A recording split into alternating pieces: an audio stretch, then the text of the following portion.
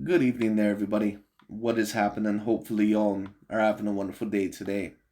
So, of course, I thought that I would do my little fight review and my fight aftermath of the very entertaining, or at least a very interesting card filled with great talents on the PBC Showtime card. The headliner, of course, being Gervonta Davis versus Hector Garcia. And we're going to talk about a certain amount of the fighters that ended up fighting on this fight card. But Gervonta Davis versus Hector Garcia, of course, that is the main header. That is the main headliner. That was the main event in this fight. So that is the first fight overall that I'm going to talk about, give my little fight review and what I believe occurred in the fight and why things occurred basically the way that they did. And certain things that maybe surprised me or certain things that didn't really surprise me. Well, what I'll basically say is this. My fight prediction, I predicted Gervonta Davis to win by knockout somewhere within about round 6 to round 9. And that is basically exactly what happened. I pretty much predicted overall this fight, overall down to a T. I overall basically said that Hector Garcia was really no legitimate threat to Gervonta Davis. And I think that Gervonta Davis, excuse me, in my opinion, knew more than likely that someone like a Hector Garcia, that he's not really a legitimate threat either. Now, of course, this was not the most impressive performance in Gervonta Davis's career, and really the last few performances in Gervonta Davis's career, they really haven't been all that impressive in my opinion. The fight against Isaac Pitbull Cruz, in my opinion, compared to his most dominant standards, subpar when you talk about overall the performance against Rolando Romero, also subpar, at least when you talk about his usual standards. And even in this fight, in my opinion, he didn't look as good as what he potentially could have. Now, is this maybe Gervonta Davis possibly stepping up in competition or facing bigger guys or tougher, contenders, and maybe overall some of his flaws are getting exposed? Or is it maybe that, he's basically trying to make it a little bit more competitive than what it seems to maybe save the events or overall promote the events for a better future next time? That way, overall fans can say, oh, okay, Gervonta Davis is actually fighting against a guy that has a decent chance. Rolando Romero looked decently well. Excuse me, against Gervonta Davis in the last fight. Let's see if Hector Garcia, if this guy actually overall has a decent chance, even if a lot of guys don't truly know who the hell Hector Garcia is. Now, don't get me wrong, Hector Garcia is not the worst fighter that I've seen, but basically his flaws and his deficiencies, once again, I've seen. He's a little bit too sloppy. A lot of the punches, in my opinion, that he throws, they're not straight. Overall, they're not precise.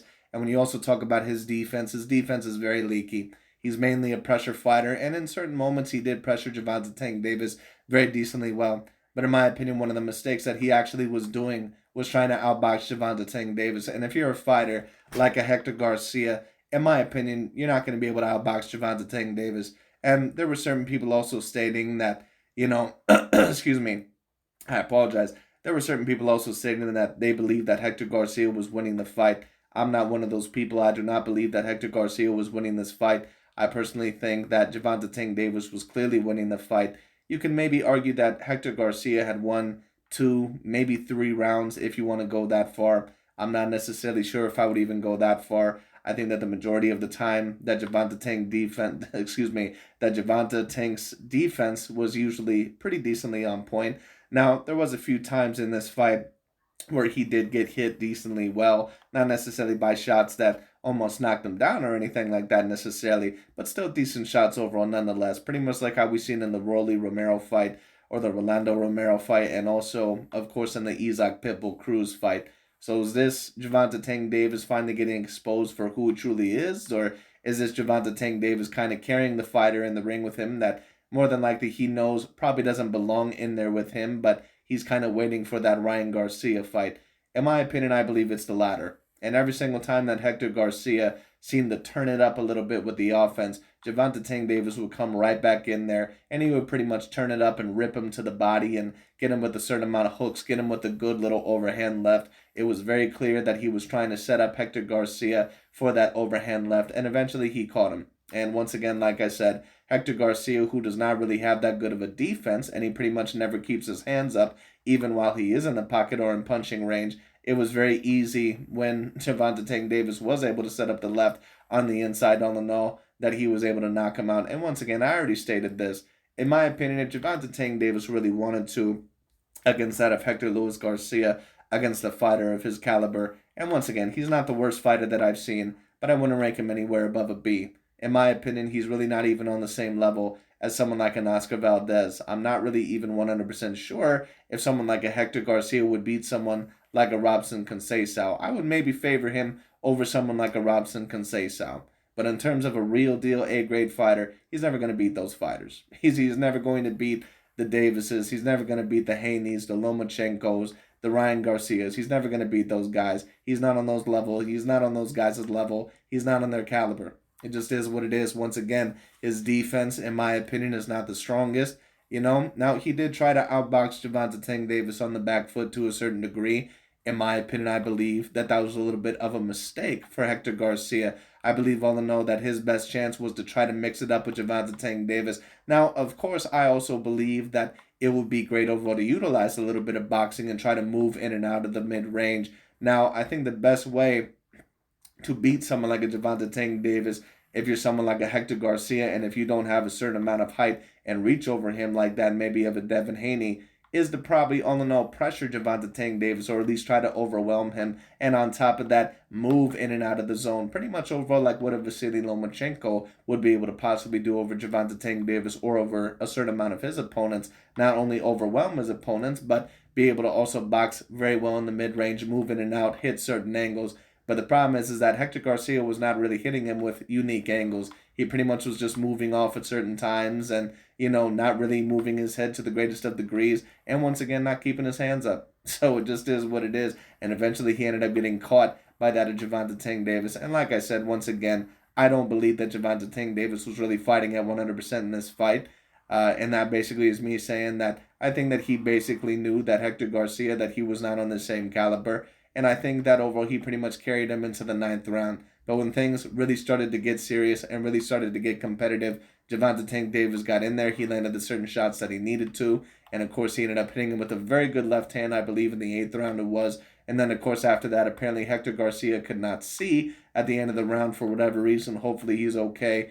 And of course, the fight was ended, I believe, after that. So the fight pretty much went down exactly as what I said it did. Or what I said that it would. Overall, Gervonta Davis, once again, I don't think all in all that he was really fighting to the best of his abilities, because I don't think that he truly needed to. So it just is what it is. Now, the question will be is this going to be the same Gervonta Davis that we see in the Ryan Garcia fight? And if this is the same Gervonta Davis that we see in the Ryan Garcia fight, will this Tank Davis beat that of Ryan Garcia?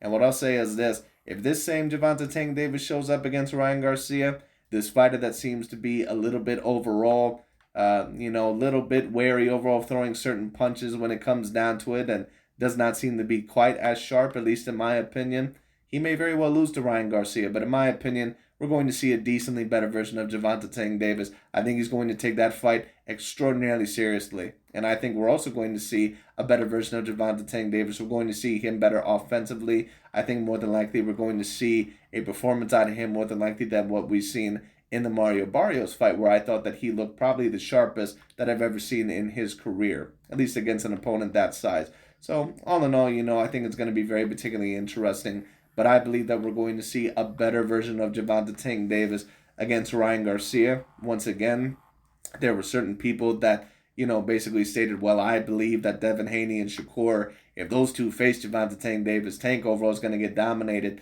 I need to see that overall with my own two eyes. And the reason why I say that once again is because I don't think Gervonta Davis was truly fighting to his full capabilities. I think it was very clear that more than likely on the know that he was not going at 100%. And every single time, once again, that Hector Garcia, that he would truly try to go ham on Gervonta Davis over 100%. Gervonta Davis all of a sudden, very suddenly, would pretty much rip to the body overall and basically get in there and get shots of his own. So that's pretty much what I believe happened. I could be wrong, but, I doubt it, because Gervonta Davis, once again, he did not look like overall he was really fighting at 100% capacity. But it is what it is. But anyways, that's overall pretty much about it for that fight. I pretty much predicted what would happen overall in that fight. Was not a super duper hard fight to predict once again, because Hector Garcia, once again, in my view, he's not really up to the caliber, clearly, of a Gervonta Davis.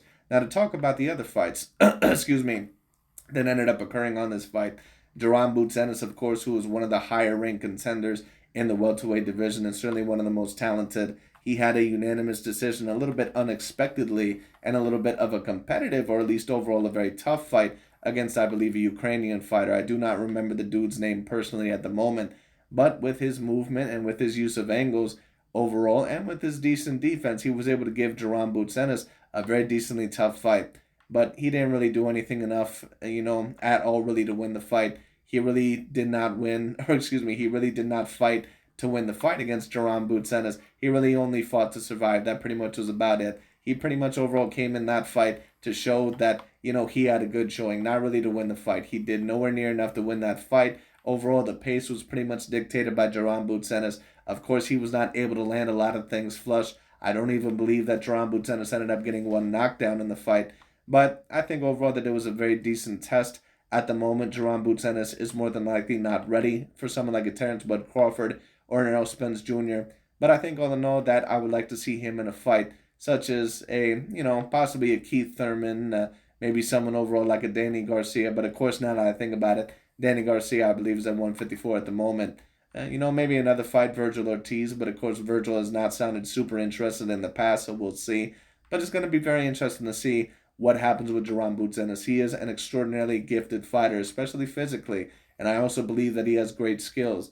But this was a very decent test tonight, especially against a little bit more of a defensive fighter, especially from the Ukraine. The Ukraine overall, especially with their amateur system, within overall the past several years, they've been very good, especially ever since Papa Lomachenko has really taken over the amateur system. So we'll see overall what ends up happening with that. And not saying that guy was completely overall from, basically the Lomachenko school, but overall there were certain angles that I thought, possibly looked a little bit familiar overall from that, from those little movements anyways. Very defensively responsible fighter, moving around very decently well, but nowhere near overall enough to win the fight. Clearly did not take enough offensive chances.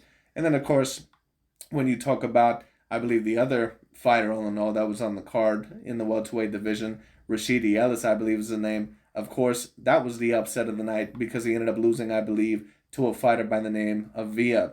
And of course, that was a little bit of a controversial decision in many people's eyes. And I personally would have probably gave it to Ellis. I thought that Ellis won more rounds in total.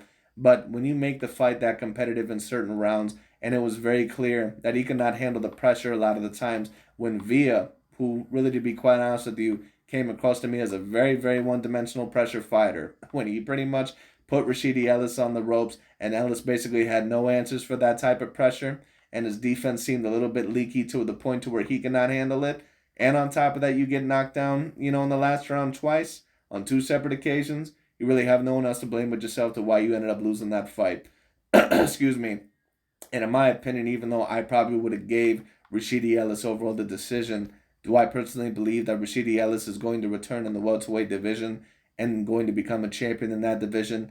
More than likely not, but you never know what can happen. Personally, I don't believe that he would beat any of the top guys like a Crawford or a Spence. I don't think overall that he would beat Boots. I don't think overall that he would end up beating Virgil Ortiz. I'm not even quite sure if he would beat that one fighter, Stanionis, that one fighter I believe from Lithuania. I'm not quite sure if he would beat any of those guys. He did not handle the pressure well at all, and there's just certain fighters that they don't defend pressure very well. You can see it overall against Adrian Broner. If you stand in the middle of the ring with them, and overall if you allow them to get their offense off, yeah, they can beat the hell out of you. But overall, if you end up pressuring them, or if you're willing to exchange with them, or willing to fight with them, and on top of that, you have a very, very good game plan, or overall, you're just a very decently strong fighter that is not overall going to be denied overall with your pressure, you can overall get to that fighter. And Rashidi Ellis overall, even though there's certain things that he does probably better than Adrian Broner, he came across overall as very Adrian Broner-esque in terms of not being able to handle the pressure. And overall, he left his chin wide open in the latter round. When it came down to it, that's why he ended up getting knocked down overall with that left hook, which, ironically, the announcer said a multitude of times. The first time that he ever got knocked down in a fight was several years ago, I believe, by a left hook. And what is the same punch that ended up knocking Rashidi Ellis down? It was exactly a left hook. And that pretty much is about it. In my opinion, I still would have gave Rashidi Ellis a decision. I thought that he probably won more rounds, but you can't really blame anyone else when you make the fight that competitive in certain rounds. And on top of that, you get knocked down twice. So it just is what it is. Now to talk about the last fighter on the card, Demetrius Boo Andrade. I thought that it was a very decent performance. Of course, a fighter that had already been knocked out twice in his career. Of course, Andre, he was not able to knock out the fighter, but I mean, you pretty much expect that. Andre has never been a guy, in my opinion, that is always going to have one shot knockout power. He has very decent athleticism, but he's not going to be a guy that is ever going to be a Canelo or a Gennady Golovkin. He doesn't necessarily have bone crushing power, but the performance, in my opinion, was very, very good. I thought that he looked very, very sharp. Demetrius Andrade, a lot of the times, is a guy that usually fights overall to the level of the competition. And the guy, all in all, was trying to give him a little bit of problems, but Andre, with the way that he was moving around him and using his angles, using his jab, using his reach overall, he fought very, very beautifully, in my opinion, in the fight. Do I still see, some of the same faults that I see with Andre? Sometimes, in my opinion, his footwork can be a bit clunkier overall than what I would like. And on top of that, all in all, sometimes his punching, especially on the inside, it's a bit sloppy, at least for my, opinion, for my viewing pleasure personally. But he's still a very decent boxer, no doubt about it. But the question is now about Demetrius Bubu Andrade is where is he going to go from here? Because Demetrius Andrade has now stated what I've been saying that he should have been doing overall now for the past several years, which is going after Jamal Charlo and now going after David Benavidez, or at least with David Benavidez now, at least overall for the past year. Because, of course, David Benavidez only became an option as of recent, now that Andrade, he was at 160, and now that he needs to move up to 168. But the question is, all in all, who can Demetrius Bobo Andrade get in the ring with him next? Well, in my opinion, it's going to have to be the winner of the Caleb Plant versus David Benavidez fight. It's going to have to be, and more than likely, in my view, the winner of that fight is probably going to be David Benavidez. I think that Caleb Plant is a very slick boxer, but after the knockout against Canelo Alvarez, and also sometimes his deficiencies, sometimes because he doesn't keep his hands up as much as what he needs to, or sometimes he gets hit a little bit too much overall for his own good. I think more than likely that David Benavidez will more than likely win the fight, but we'll see what happens. And if David Benavidez does end up winning that fight, that's going to be a very, very daunting task overall for Demetrius Bobo Andrade or Jamal Charlo. And in my opinion, Jamal Charlo was not going to step in the ring with him. So more than likely, Demetrius Bobo Andrade, if he is serious about getting that Canelo fight, he is going to have to face David Benavidez. So it's going to be very particularly interesting to see what ends up happening on that. But very good performance by Demetrius Andrade. Overall, Jerron Boots Ennis, of course, had a little bit of a tough fight, but a very good test. Rashidi Ellis exposed for some of the faults that he ended up having. And Gervonta Davis, once again, we'll see what ends up happening with him. But I believe that we're going to see a better version of him in the Ryan Garcia fight. But we'll see. We'll see. But anyways, that's pretty much about it for today. Thank you so much for watching. I'll talk to you all later.